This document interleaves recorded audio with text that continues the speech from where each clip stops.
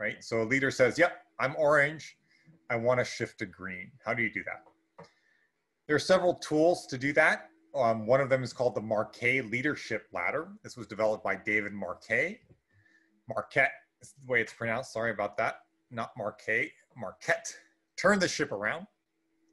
Yeah, I believe it is Marquet. It is Marquet? It is. Oh, I don't think so. That's how he says it. So Is how he says it? All right. Okay.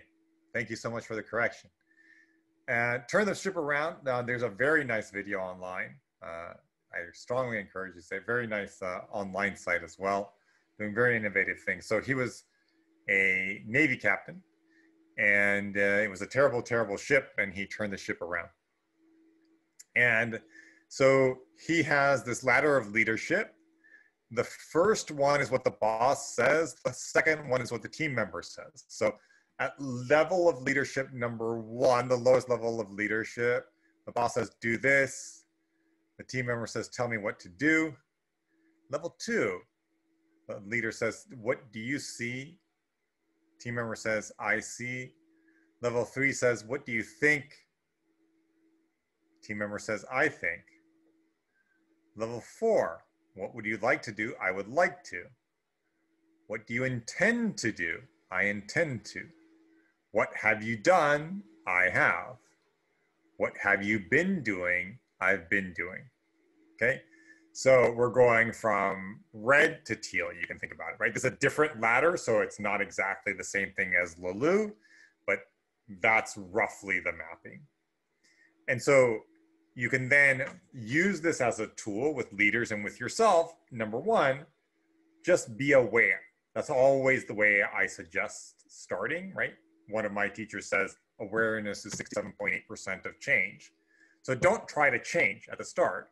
Just be aware of where you are. Just observe your behavior for a week and say, oh, 50% of the time I'm at L4, 30% of the time I'm at L1, 20% of the time I'm at L2.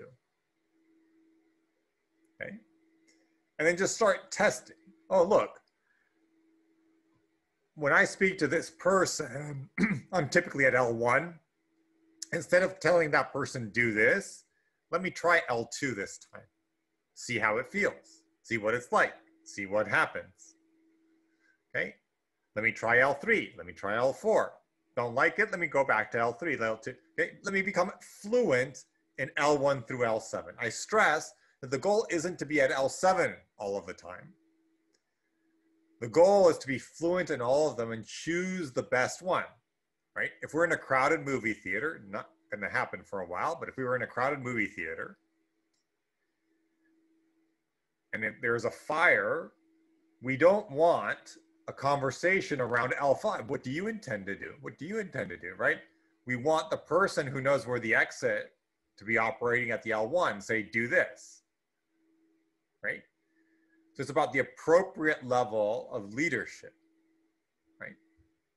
But what we don't want is for someone who's constantly at L1, right? That's not appropriate. Well, probably not appropriate, right?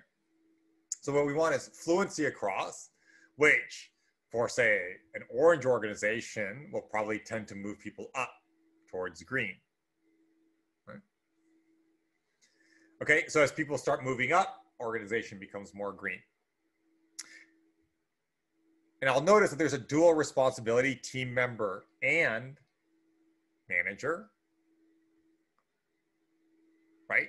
So when someone says, what do you think? It's the responsibility of the team member to be able to answer that question. And so there might be some mentoring involved in that. Oh, I expect you to also be thoughtful about the work that you're doing in addition to doing the work. Okay, so this is a tool that can be just shared with all of management to make them aware of what level they're operating at.